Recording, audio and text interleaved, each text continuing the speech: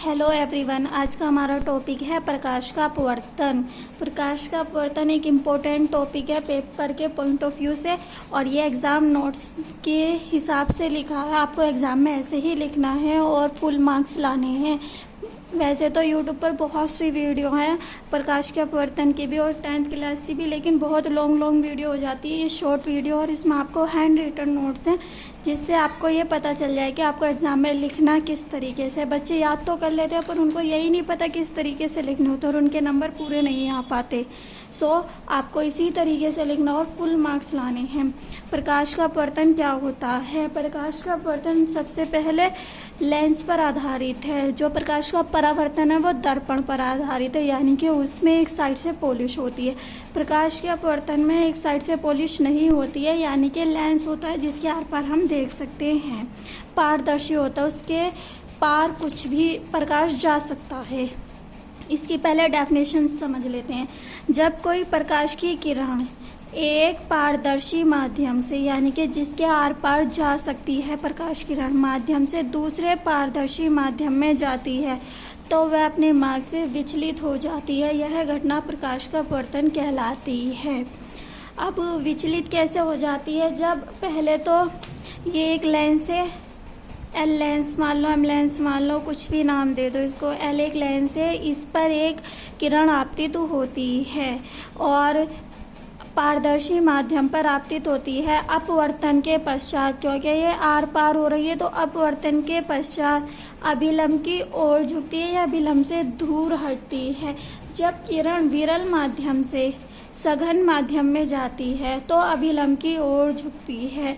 विरल माध्यम में प्रकाश की चाल बहुत तेज होती है सघन माध्यम की तुलना में। तो यहाँ से तो प्रकाश की चाल तेज थी, सघन माध्यम में जाकर धीमी हो गई, इसीलिए अभिलंब की ओर झुक जाती है।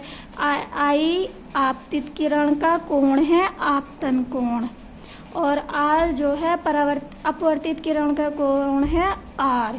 इसको अपवर्तन कोण कहते हैं। अब ये डेफिनेशन है। जब किरण विरल माध्यम से सघन माध्यम में जाती है तो वह अभिलंब की ओर झुकती है। इसके विपरीत जब किरण सघन माध्यम से विरल माध्यम में जाती है तो अपवर्तन से दूर हटती है। ये सघन माध्यम है तो प्रकाश की चाल इसमें जितनी भी होगी विरल माध्यम में तेज हो जाएगी, इसीलिए वह अभिलंब से दूर हटती है। आई आपतन कोण है, आर अपवर्तन कोण है। आने वाली किरण आपतित किरण, जाने वाली किरण को अपवर्तित किरण कहते हैं। ये एक दो माध्यम है, सघन माध्यम और विरल माध्यम। सघन माध्यम को हम कांच समझ सकते हैं एग्जाम्पल। सघन माध्यम का एग्जाम्पल है कांच और विरल माध्यम का एग्जाम्पल है वायु।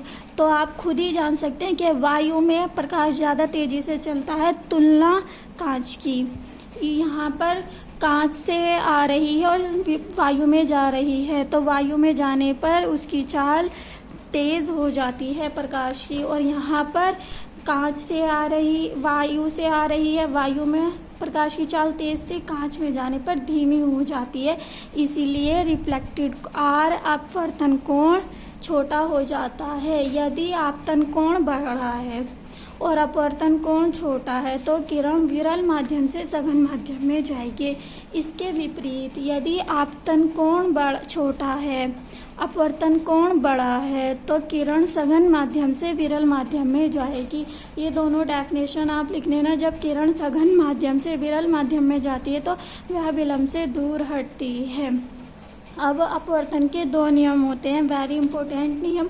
प्रथम नियम, किन्हीं दो माध्यमों के बीच आपतन कोण की जया, आपतन कोण यानी कि आई, जया यानी कि साइन, आपतन कोण की जया, और अपवर्तन कोण यानी कि आर, कोण की जया यानी कि sine, sine i upon sine r का अनुपात, अनुपात यानी कि अपॉन सदैव नियत हो रहता है। नियत का मतलब है कांस्टेंट रहता है, इसे स्नेल का नियम भी कहते हैं। अगर आपको एग्जाम में ये याद हो जाए तो अच्छी बात है, वरना तो बस इससे भी पूरे नंबर मिलेंगे। Sine i upon sine r equal to नियतांक एन। कांस्टेंट जो है वो हमने एन से दिखाया है। वैसे तो डेफिनेशन इजी है, प्रथम नियम की, लेकिन अब बच्चों को कुछ को याद नहीं हो पाती तो बस आप sine i upon sine r equal to नियतांक भी लिख कर आ सकते हो।